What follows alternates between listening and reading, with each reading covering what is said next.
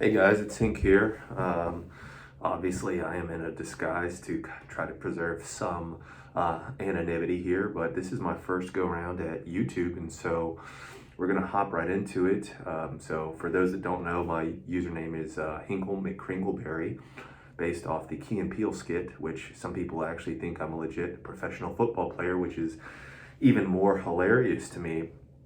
So I made a post a few days ago about questions to ask me just because BD did it and it seemed like he had a really good time. And sometimes it's a lot easier for me to just discuss these types of things rather than to type all this shit on the computer. And so anyways, I figured I'd give it a go. And if this YouTube thing works out, then maybe I'll be doing more of those, maybe not.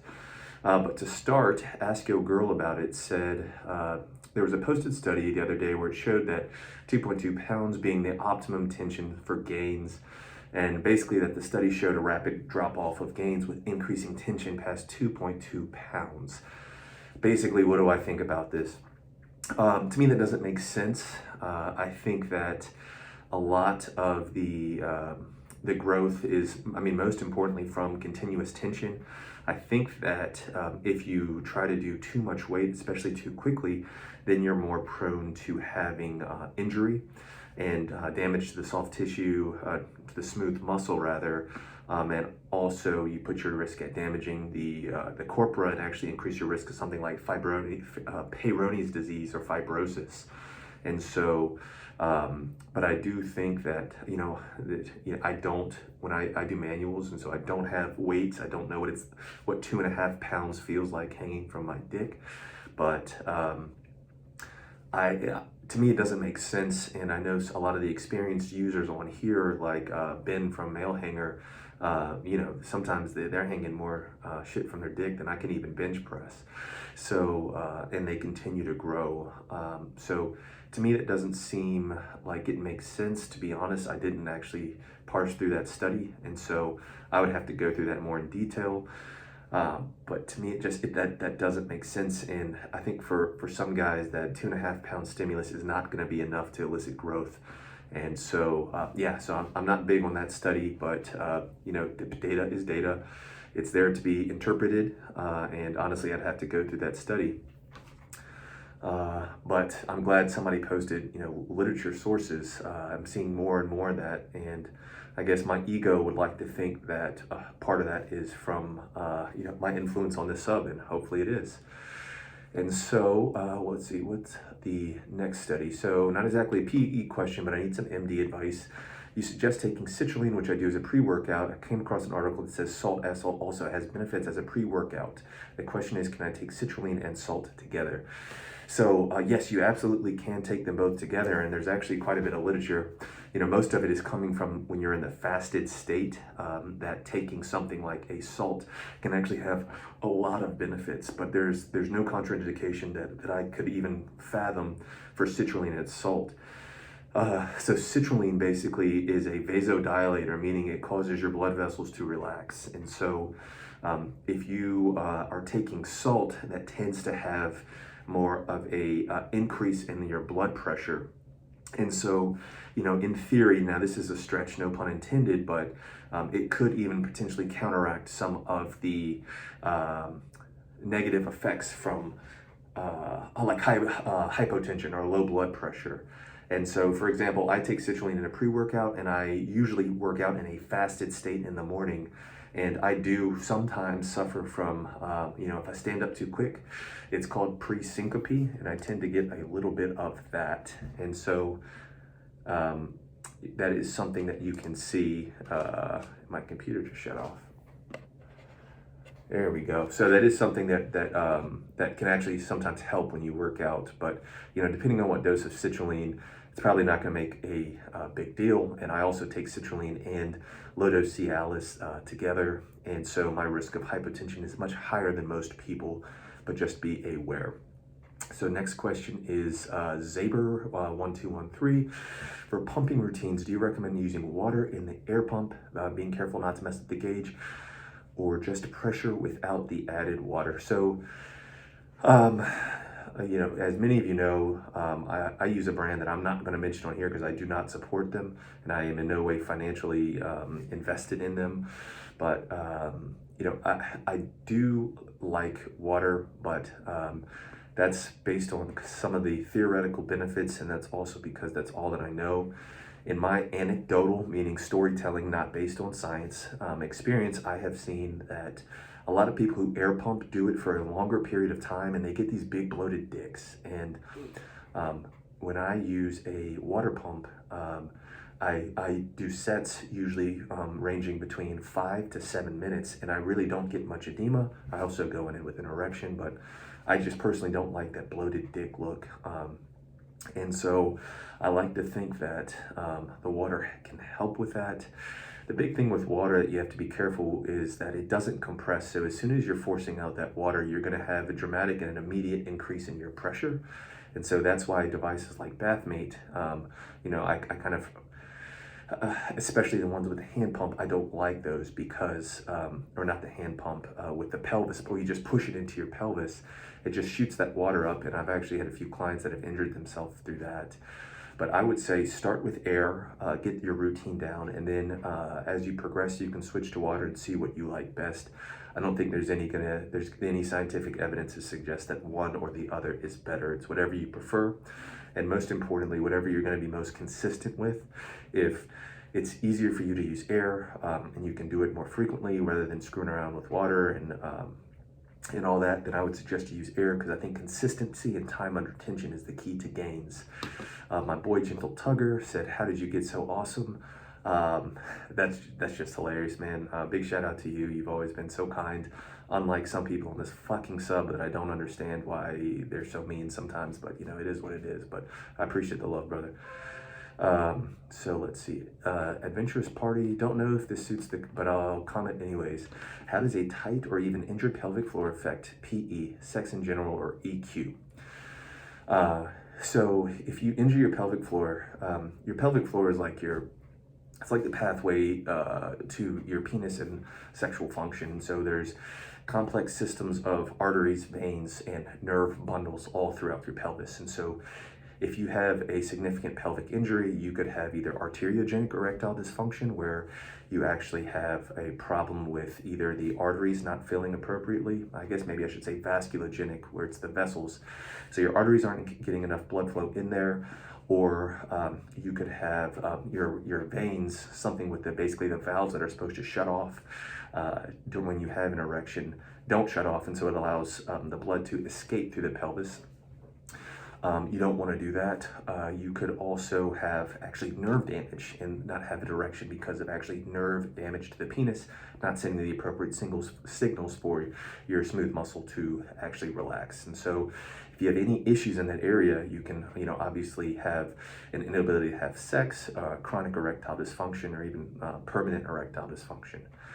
So how can I figure it out if you have a tight pelvic floor? So this is a matter of contention amongst the PE community. I think that the most overdone thing that people do that is doing far more harm than good is Kegels. I just don't think it's necessary to do extra Kegels unless you have a weak pelvic floor. How do you know if you have a tight pelvic floor? The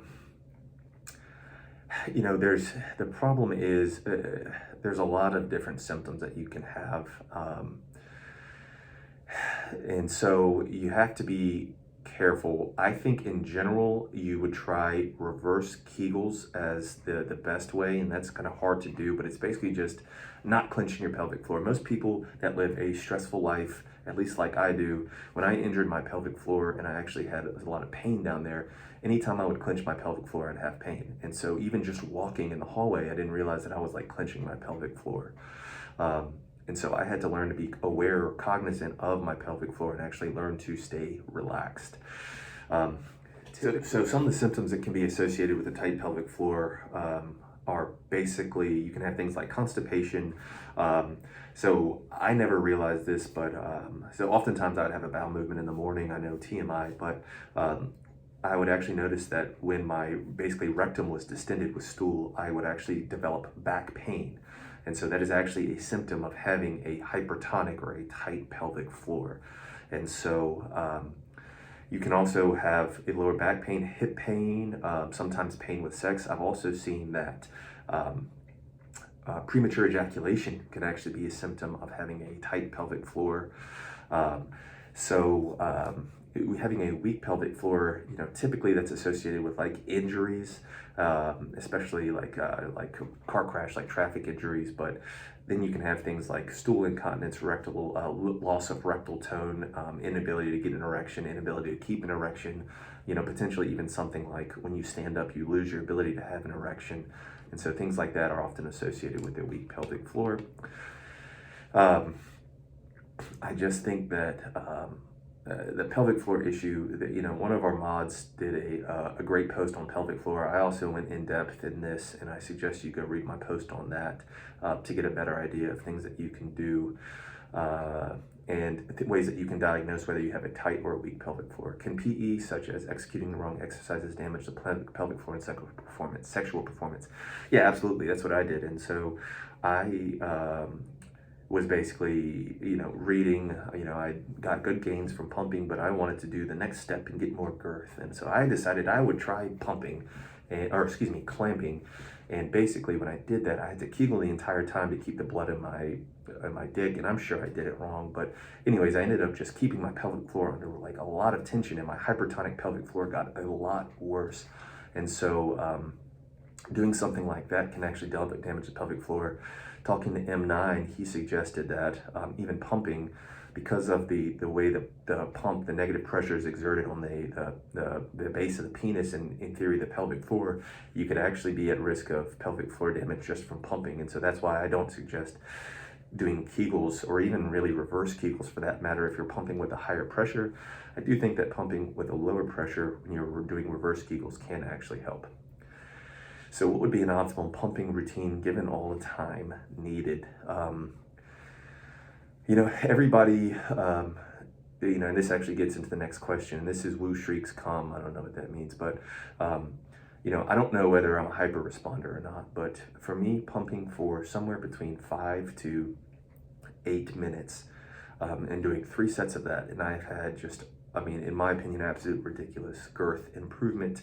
I think the length is mostly from manuals, but that's all I would do. And so, that's all I do. And the big reason for that is I'm extremely risk averse. I've made my gains. I'm happy with where I am, but I don't want to, I don't want to injure myself again. And I still honestly, sometimes I wake up at night worried about fibrosis from all this shit. And I know I'm a little bit paranoid, but all the research I do is basically on injuries and injury prevention on here. And so I think having a solid routine of somewhere between, depending on whether you're air pumping or water pumping, but basically 2 to 3 sets for 20 minutes, once, maybe arguably twice a day if you're doing air pumping. The reason why I say twice a day is because a lot of the studies that actually looked at pumping improving erection quality, they did somewhere between 10 to 20 minutes of pumping with, 3 to 5 inches of mercury negative pressure twice a day. And so that's where that number is coming from. I get my numbers based on basically the hydro pump that I use. They recommended 3 sets of 5, even though they're stupid and they say 3 sets of 5, but it's really like 3 minutes under the pump and then a 2-minute break in between, and that's a set. And so that company is just stupid, and whatever. I have my own problems with them, even though that's still what I use, but that's neither here nor there. Flamingo Lingo, a dude that has always been pretty stellar to me as well on here. So he said, would you classify yourself as a hyper responder to PE? I don't know, because, obviously I just have one dick, but I have responded well, but I've also been insanely consistent. Even waking up as early as like 4 in the morning to make sure I got all of my shit done, and I do it pretty much every day. I don't want to get into too many controversial topics on here, but I think the concept of a rest day, depending on what you're doing, may or may not be helpful. So for me personally, based on the research I do and based on what I'm doing to improve my penile blood flow and maximize the healthy blood going to the penis, and the fact that the total amount of active PE that I'm doing every day is only 40 minutes a day, 40 to 45 minutes. I do not feel like I need to do a rest day. I also have some issues with the theories that penile growth is based on basically injury response and repair. I think that there is honestly a lot of bullshit, and I think that a lot of bros that lift weights were the initial bros that kind of came up with the initial tenets of PE, and that has guided a lot of the discussion. And so, I will delve further into that on probably future either videos or posts on my thing. But basically, I don't think that you need that much injury repair with what I'm doing, which I don't think is that much injury. I think what's more important is actually stretching the tunica. And I don't think that there's a huge injury response with that. I think it's more like if you have an elastic band on your pants, and you keep stretching it and you keep stretching it, it goes back to its normal shape. But the more you stretch it, the more it's going to maintain more of that stretch and start to dilate. That's a really bad metaphor, but that's kind of how I view the tunica. And so I think it's more so me being consistent and doing it every day, and applying the appropriate time under tension to elicit the gains. I think PE is more like it's more like diet and exercise when you're losing weight. It's like people who say, "Oh, I can't lose weight." It's like, if you can't lose fucking weight, you're not doing it right. It's calories in, calories out. So when the people are like, "Oh, I've tried everything and I'm not gaining anything," I'm sure that there are some people like that have really thick tunicas, or whatever the fuck they're doing. But ultimately, I just don't think that they've elicited enough of a stretch stimulus to elicit that growth. Something casual. This is more of a personal question. My routine is similar to yours: 45 minutes of manual stretches throughout the day, 25 minutes of pumping. I feel like I'm starting to plateau, and I might need to add hanging and clamping. Since you're further down the road, are you still making gains in your routine, or are you just maintaining? So yes, I am continuing to maintain gains. I have become very reluctant to post any more dick pics, just because I don't think that that's where I can make the most of an impact on here, and I don't like having my dick on the internet. And so I literally have pictures that I just took this morning, and over the past 4 months, I just confirmed that I've added about another 1/4 of an inch. To me, that's huge. I mean, I'm now like consistently. Anyways, I don't like talking about my size, but yes, I'm still making gains. This is still working for me. The only thing that I do that does seem to have slowed down a little bit is girth gains, and that's a little bit more it's a little bit more subtle than the length gains, but there are things like my girl is starting to get more uncomfortable when we have sex, or tells me to like slow down, or things that are indicating that I'm still getting girthier, even though I just don't measure that much anymore, just because I truly enjoy PE. And I'm still making the length gains, which is my main goal right now. But anyways, I'm still making very significant gains, and I only do 30 minutes of timed manual stretches per day. So do heating pads, IR, have the potential to improve gains without getting into the scientific weeds? Does the concept have merit? So yes and no. Does it have merit? Yeah, absolutely. There's indications for it. My concern is that it would actually make you potentially more prone to injury if you have more of that tissue or protein kind of not necessarily breakdown, but I can't think of a better word right now when you are using the heat or the IR. I was actually watching a video on a guy with Peyronie's disease that was using IR for that, and he actually developed hard flaccid just from using the IR pad 3 days a week. This is what we call an N of 1, meaning it's just one guy that did one thing that reported his one findings, whereas other people, have reported gains. Truth be told, I have not delved much into the literature on this, and so before I can give you like an actual reasonable answer, I would actually need to do a lot more research to try to figure out where that comes into play. And actually that's next on my plate, as well as actually shockwave therapy. I actually think has much more applicable use as far as what we do, but it's also much more expensive, but that's another story for another day. Can you talk about the risk associated with extending and hanging and how to mitigate them? Basically, the risk associated with either one of those is either nerve damage from compressing the nerve, especially if you're using something like a compression hanger, or extending. So many of you might have read my post about Alcock's canal, and so basically that's right where your supensor ligament comes out. There's a little tiny canal where the dorsal nerve of the penis comes out, and if you are using an extender or even something like a bathmate or a pump in some cases, and you are pressing against that Alcock's canal, that can lead to nerve damage that way.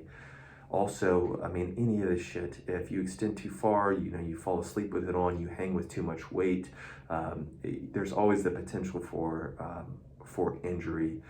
I think I made a huge post on how to mitigate injury, or it says like how to not get injured. I suggest everybody read that, but it's basically just take things slow and really, really document your dick in both the flaccid and erect state from different angles and different pictures. Don't share it if you don't want to, whatever, but so you can know like, this bruise wasn't here before, or was it? Or my dick appears to be tilting a little bit to the left. So you just know if something is going wrong, what was the normal and what should it be. I know you've written about problems with clamping and wearing a cock ring for too long. Do you think it's a bad idea to do any kind of occlusion to the penis? Yes, okay, I do. I'm very conservative with how I practice. I know guys like M9 and BD, veterans in the game, swear by clamping, and I just think that clamping especially is one of the more dangerous activities that one can do, and I don't recommend it. I would advise people not to do it personally. I just don't think the risk of it outweigh the benefit. Even BD made a post and he's like, be prepared if you're clamping, about like 10 to 20% of you are going to get injured or have an issue with it. And I agree with it. I think it's at least that high. And so I will never do it again. And I don't suggest people doing it. As far as the cock ring, as long as you wear it for less than 20 minutes, you're fine. Or, less than 30 minutes is when they start to see signs of what we call ischemia, meaning a deprivation of oxygen to the penile tissue, and that's actually measurable in the blood gases of the penis. And so that's when you start to see it. So in theory, you could wear it for longer than that and not have issues, because it takes much longer when you have something like priapism, where your blood gets devoid of oxygen, and that's when you have long-term damage. But anyways, cock ring's fine. Just wear it for like 20 or 30 minutes max. What do people say manuals are effective and others say it doesn't work, it's not effective? I think you're doing it wrong if it's not effective for you, or you're not doing it enough. I personally set a timer on my phone, and I am doing basically consistent manual stretching. The way I manual stretch is almost more like hanging, because I literally like put my hand on my dick and I pull down until I can't hold on anymore. My hand just gets too tired, and then I switch hands. That tends to be like 5 minutes or so, maybe even more, sometimes as much as like 10 minutes at a time. And so there's that constant tension on my dick, and I make sure that I time it for at least 30 minutes, because when they did those studies looking at Peyronie's disease and the Restorex trial, there was at least 30 minutes of constant tension on the dick, and that's when they saw these like an inch of growth in like 3 months or 6 months or 9 months. And so that's where that number comes from. But manuals, it's just, you got to be careful with it, because some people either don't realize how strong they are, don't know how strong they are, and it can just like jerk down and cause a serious injury to the dick. So be careful, but just constant tension and time under pressure. And it's a tough balance to know that you're pulling with enough pressure, but not enough that it's going to hurt yourself. So manuals, I like them, I recommend them, but it is a little bit of nuance to it. I've been put on high blood pressure med. Valsartan relaxes the artery tunica. I wonder if it could have positive or any negative effects on the penis tunica. Possibly. Yeah, I don't have a great scientific question for that. I would have to look into that more. I think valsartan is an ARB, so an angiotensin receptor blocker, but I don't know what the fuck that means in the context of PE. I'm not gonna try to make something up to try to sound impressive. Speaking of not making shit up, resveratrol's use in lymphatic issues in regards to male genitalia. No fucking clue, bro. I'll have to look that up. I'll get back to you on that. I think you posted this like a couple of different times on my post, and I briefly looked it up. But I just don't remember, and I don't want to lie to you. So let's see, what cardio are needed for good cardiovascular health? When it comes to diamond heart erections, which form of cardio will yield best results? So I think any form of cardio where your heart is getting up and beating within basically like 80 to 90% of its max over a long duration is going to help, because it's all about just your heart effectively pumping blood to the extremities and getting your heart in good condition. And so I personally prefer like, steady state, maybe a little bit of high intensity, like intervals. But I think as long as you're doing cardio and you're doing at least 150 minutes of cardio, which is what the American Cardiac Association recommends, you should be good. Doing leg splits will lead to a better pelvic floor balance. Yeah, I do think that things like building up your pelvic floor, and even doing like one leg could potentially help. I honestly think the bigger key is actually making sure you're stretching out your pelvic floor by doing things like child pose in yoga, or even like the butterflies where you just sit on the floor and move your knees down to the side. Age 4, low night. Hi, do you think gains can be made with just supplements, diet, weight changes, EQ alone? So ultimately, yes. With EQ, absolutely. One of the topics that I want to post, for some reason I get shit on whenever I post about the benefits of Viagra, and it's really fucking annoying, but because people have all these opinions without fucking literature, but whatever, that's the internet we live on today. Yes, I think that most guys would be just fucking shocked, like mind blown, just by taking Viagra alone, what that would do for extra length. Not necessarily girth, but yes, if you tune in your diet.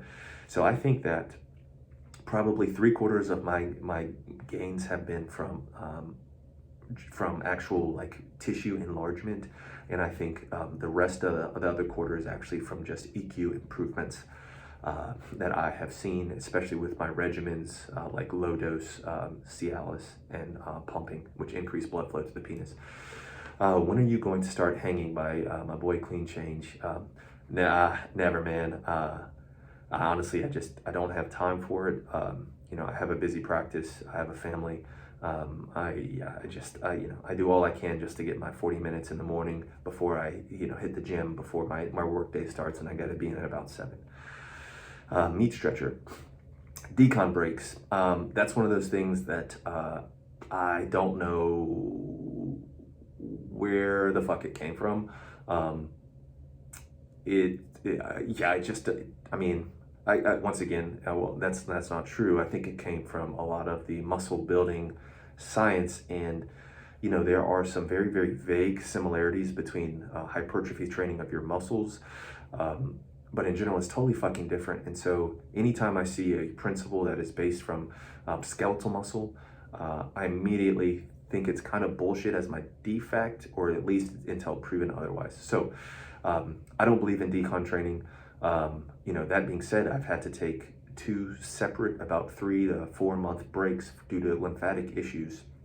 I didn't lose any of my gains, but I damn sure it wasn't like quicker to gain afterwards. BD, good thing my Q&A is not till next week. You're hilarious, man. I can't compete with you anyways. Oof. All right. So Chip Chaps, this is just recommendations for like going over basic shit. And yeah, and I agree with you, man. I'd love to, it's much easier to talk about this stuff in my opinion. And depending on how this goes, that might be my next step. So anyways, guys, this was a lot longer than I initially intended. I hope this was at least somewhat helpful. Not to be, douchey, but I still think there's a lot of questions on whether or not I'm actually a doctor. Where's my little doctor badge? I'm not gonna show you my fucking ID, but anyways, hopefully it doesn't fucking matter whether I'm a doctor, and you can understand, or you can hear my basic understanding of not basic, my in-depth understanding of this stuff, especially some of the anatomy and physiology behind it. But I don't want you to listen to me just because I'm a theoretical doctor, whatever, who fucking cares. But I do always challenge you to, read my posts, preferably the whole thing. It fucking blows my mind when people are like, don't even read my post and then ask me some dumbass question in the comments. Anyways, read my post, make your own conclusions is what I always say. I hope this was helpful. I hope you learned something, and depending on how this goes, there might be more in the future. Anyways, guys, yeah, thanks for tuning in. Talk to you soon.